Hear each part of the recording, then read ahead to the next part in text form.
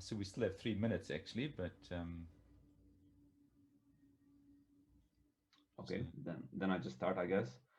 yes, you can start. Thank you. Right. Okay, so my name is Peter, and I'm from the Vienna University of Economics and Business, and I have two co-authors for this paper.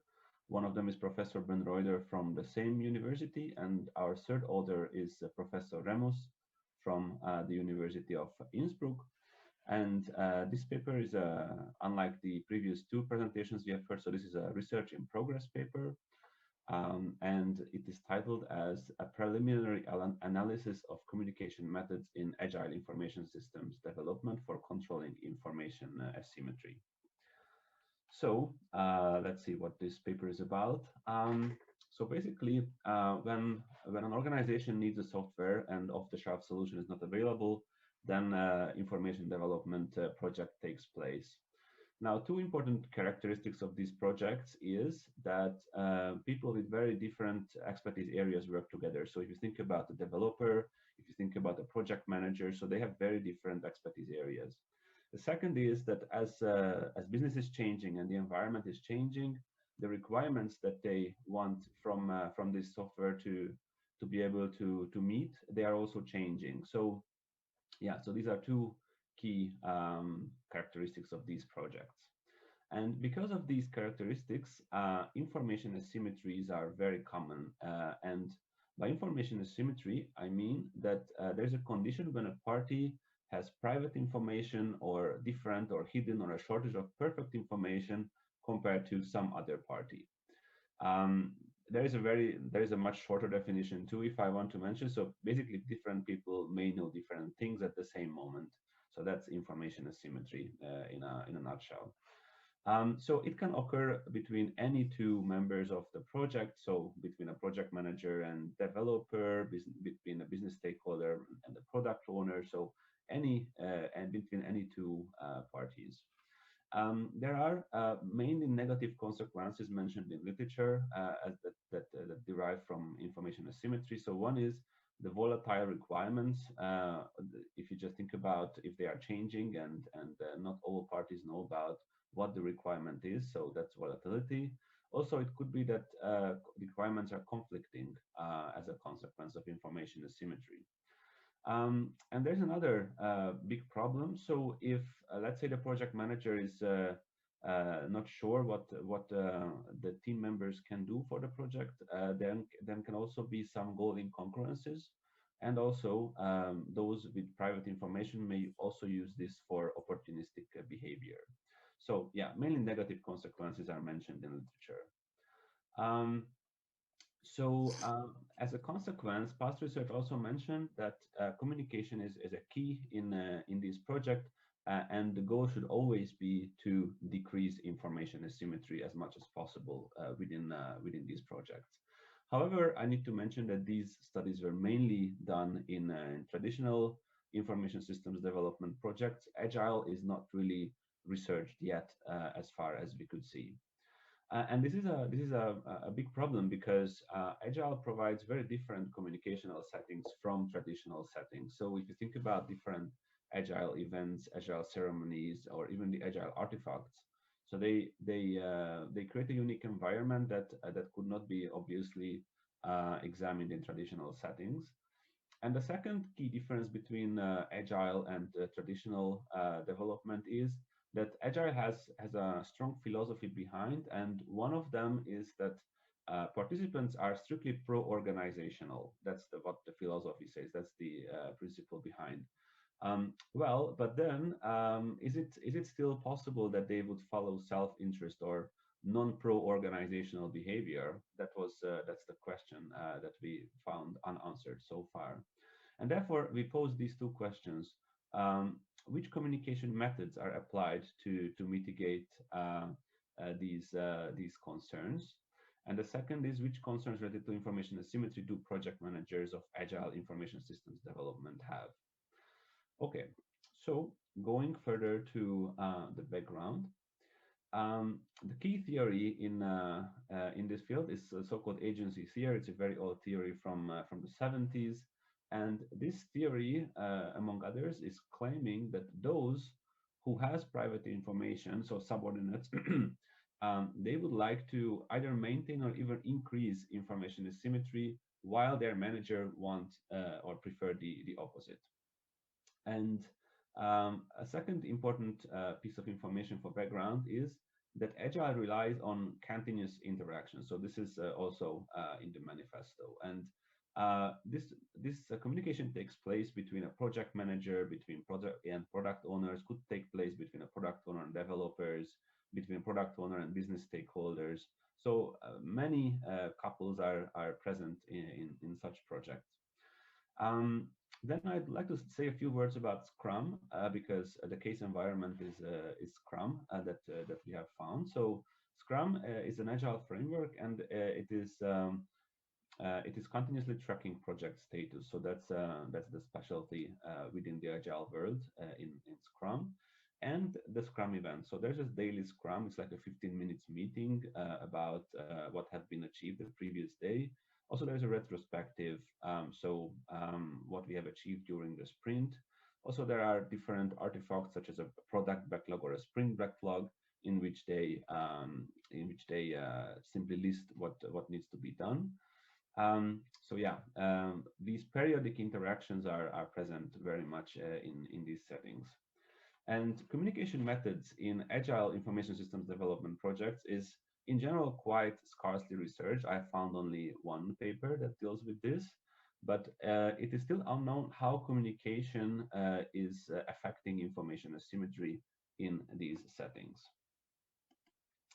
So what we have done is that we found the case organization. The case organization is actually a Danish shipping company that is running many Scrum development projects at the same time. So we have collected data from the members. Altogether, 21 interviews were made. So 12 with project managers and 9 with product owners as proxy subjects, with an interview length of 48 minutes. And in these interviews, we wanted to understand whether project managers had any concerns with information asymmetry within the project, and if yes, what kind of communication methods are used to decrease or mitigate these concerns. And then after we collected the data, we started the analysis. We used mainly existing codes for communication methods present in, for example, Berg et al. Or Daysen et al. We then use the theory elaboration method with horizontal contrasting. So basically, this method says that when there is a new context, and in this case, our new context is agile compared to the previous context that was traditional projects. So are findings still valid? So what do we say about information asymmetry, or what is different about information asymmetry in agile context compared to traditional context? So that's what literature calls theory elaboration. So this is the case environment, so you can understand a bit more where the research took place. So as you can see at the top of this figure, there is an IT project manager who is responsible for one or more Scrum projects, and in this figure, the person is responsible for 2 projects.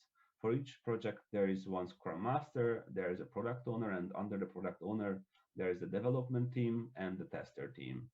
And kind of outside this Scrum, it is an enterprise architect that is shared within the organization. And also there's a business stakeholder who is giving instructions about the requirements they need to be following, the requirements the software needs to be able to cater for. So that's basically the setup of the software development team and the whole organizational setup in which the research took place. So on this slide, you can find the key findings, the key results of this research. Altogether, we found 18 different communication methods that is listed in the second column of this figure. We also examined how these communication method affected the perception of information asymmetry. So as you can see, most of these communication methods were used as intended. So they decreased information asymmetries between the project manager and somebody else in the team. On the last column, you can also see how often these communication methods were mentioned. So mostly they were mentioned in every project. Some of them were a bit fewer or scarcely mentioned. And in the first column, we found three themes. So these three themes are about describing what was the primary concern of the project manager or those without private information when they initiated these communications. And these three categories we have found is opportunistic behavior, structural barriers in the organization, and uncertain capabilities of subordinates. So opportunistic behavior, so that can be explained with agency theory, was present, and especially Kanban boards and status tracking software was used to check upon team members to see whether they are actually having a compliant behavior, whether they work for the best interest for the projects. However, for the rest of the findings, it's actually not the case. So structural barriers was rather another big issue. So especially with huge geographical distances to cover, or even with outsourcing, there's a structural barrier of communication. So this was the primary concern. And lastly, the most common reason for these communication methods was the uncertain capabilities of subordinates.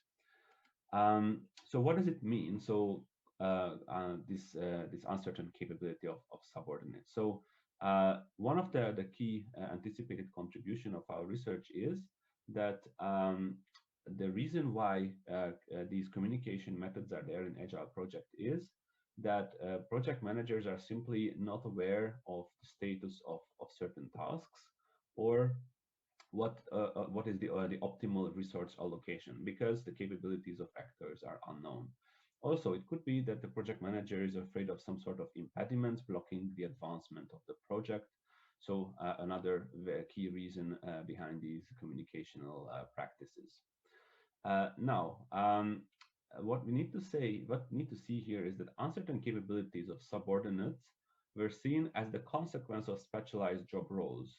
So it is something normal. Most of our interviewees were mentioning. So they didn't really believe that information asymmetry is something that will lead to opportunistic behavior or self-interested behavior. This is an important finding, because agency theory would assume that information asymmetry will lead to self-interested behavior. So we already found it doubtful whether agency theory can be used in all situations within these projects. We also found some findings that is consistent with previous findings, and that is that information asymmetry can simply be the outcome of having experts in the team. And also it is a natural consequence of task delegation. So whenever we delegate some task to someone else, it is just natural that the person who has the task will always know more about the status of the task than the other party who delegated the task. So lastly, I would like to mention the next steps for our research. So we see two streams as possible steps that we will follow. So the first one is to explore the different contextual factors that influence how communications method have controlling information asymmetry. So to make it more clear, if I go back to a couple of slides, so here I can see, for example, that a user story caused a weak decrease of information asymmetry for our project manager. But our idea is that the personal characteristics of the project manager, so simply the level of technical knowledge, will actually influence how big this effect is. So that's one of the research streams, to look at the personal characteristics as such as the technical knowledge of project managers, to see which communication method has the largest effect. And the second option is to examine how communication methods affect project control configuration. So you might have heard about control of information systems development. So here we can think about whether the behavior or the outcome is controlled, or maybe there is no control at all, and managers believe that team members can work independently. So we will look at how these communication methods affect what kind of control, so the control modes that are being chosen, and also how these controls are being enacted. So there are, in literature, mentions two key ways to enact controls, either an enabling style that gives a lot of flexibility and also makes sure that participants or those who are being controlled can actually understand why control is taking place and what is the purpose of control. Or we can also mention that it is in an authoritative style, so simply as a command, team members need to do what the project manager is doing. So we will look at how control mode and control style relate to these different communication methods. So yeah, actually that's all I wanted to say, and now I'm open for the discussion.